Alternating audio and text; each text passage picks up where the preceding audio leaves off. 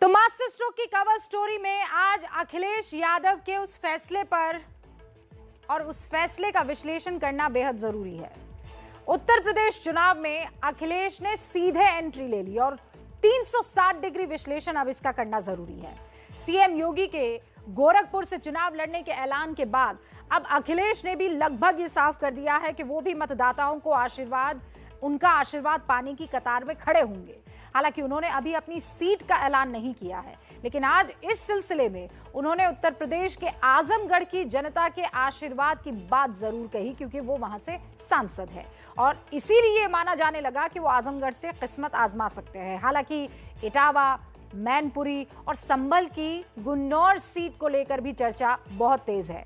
अब अखिलेश आजमगढ़ से चुनाव लड़े या फिर किसी और सीट से, लेकिन वो इस बार विधानसभा चुनाव में डेब्यू करने जा रहे हैं। अखिलेश के रण में उतरने पर यूपी के चुनावी समीकरण जो है वो बिल्कुल पूरी तरीके से बदल गए, उलटफेर हो चुका है और इसीलिए इसका पूरा गणित समझना जरूरी है। हमारे सहयोगी पंकज झा, रणवीर और पंकज त्रिपाठी की इस इन डेप्थ एनालिसिस को हमने मास्टर स्ट्रोक की कवर स्टोरी के तौर पर आपके लिए चुना है। चाहे जितना जोर लगा लो, चाहे जितना शोर मचा लो, जीतेगी बीजेपी ही। आएंगे फिर योगी ही, आएंगे फिर योगी ही, आएंगे फिर योगी ही, आएंगे फिर योगी ही। यूपी के हर कोने से संदेश आ रहे हैं, यूपी के हर कोने से संदेश आ रहे हैं।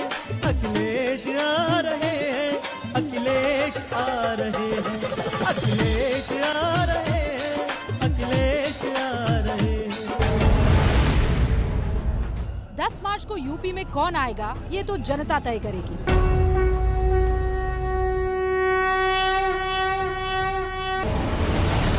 लेकिन चुनाव के मैदान में योगी के बाद अब अखिलेश का आना भी लगभग तय हो चुका है।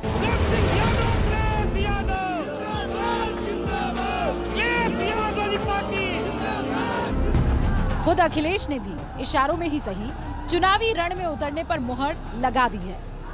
मैं आजमगढ़ की जनता से कहूंगा और पार्टी जहां फैसला लेगी वहां लड़ूंगा और चुनाव पहले होना चाहिए, योगी जी से पहले लड़ लें चुनाव। अखिलेश के इस ऐलान से ये साफ हो गया है कि वो 2022 के चुनावी रण में खुद भी उतरने की तैयारी कर चुके हैं। उन्होंने आजमगढ़ का नाम भी लिया, जिससे ये माना जा रहा है कि वो आजमगढ़ से ही रणभैरी बजाएंगे।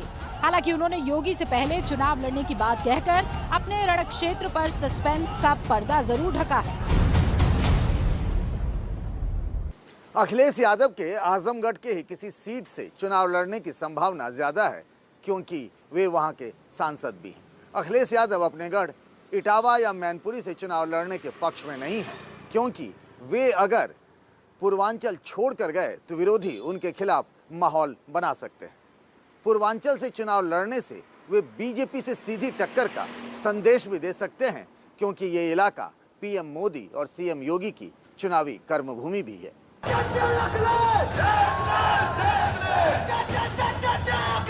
अखिलेश भले ही अपने चुनाव क्षेत्र को लेकर पत्ते ना खोले, लेकिन उनके चुनाव लड़ने के संकेत भर से ही समाजवादी कैंप में जश्न का माहौल है। मैं इस वक्त समाजवादी पार्टी दफ्तर पे मौजूद हूं और यहाँ आप देखिए कि तमाम कार्यकर्ता अभी से इकट्ठे हैं, इन लोगों से बात करते हैं। बीजेपी कह रही थी कि सिर्फ मुख्यमंत्री योगी आदित्यनाथ ही हैं जो सीएम का चेहरा हैं और वो चुनाव मैदान में उतरेंगे। इसके अलावा जितने भी चेहरे हैं वो सब विधानसभा चुनाव मैदान में नहीं उतरेंगे। तो अखिलेश जी के उतरने से साइकोलॉजिकल फायदा हो? अगर आजमगढ़ से अगर सांसद हैं और अगर वहां से अगर विधानसभा लड़ते हैं तो हमारे लिए और बेहतर होगा। लेकिन जहाँ से भी लड़ेंगे वो इतने वोटों से चुनाव जीतेंगे कि भारत में अभी तक कोई जीता ना होगा, इतने वोट जीतेंगे। माननीय राष्ट्रीय अध्यक्ष जी जहाँ से भी चुनाव लड़ेंगे भारी मतों से जीतेंगे और उत्तर प्रदेश के भावी मुख्यमंत्री हैं, मुख्यमंत्री बनेंगे। समाजवादी पार्टी के दफ्तर में जश्न का ये शोर बीजेपी कैंप में पहुंच गया है। इसके बाद बीजेपी अखिलेश के ऐलान पर उसी तरह पलटवार करती नजर आई जैसे अखिलेश ने योगी के चुनावी क्षेत्र के ऐलान होने पर किया था। चुनाव में हर एक व्यक्ति को उतरने का अधिकार है।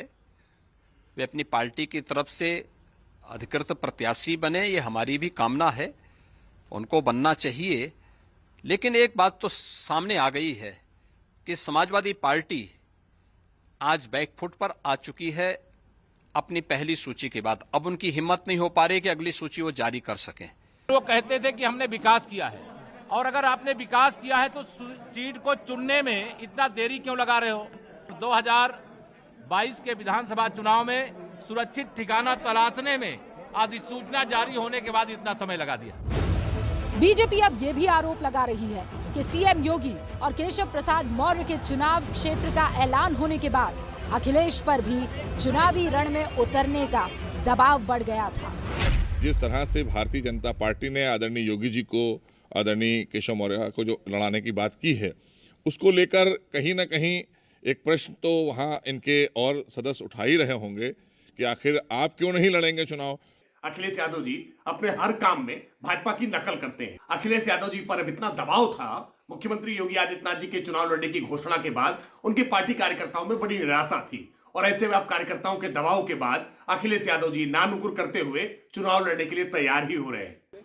विपक्ष भले ही अखिलेश यादव पर दबाव में चुनाव लड़ने का आरोप लगाए, लेकिन अखिलेश यादव के चुनावी मैदान में उतरने से ही कई नए समीकरण तैयार होंगे, जो 10 मार्च को यूपी चुनाव के नतीजे को प्रभावित करने वाले भी हो सकते हैं।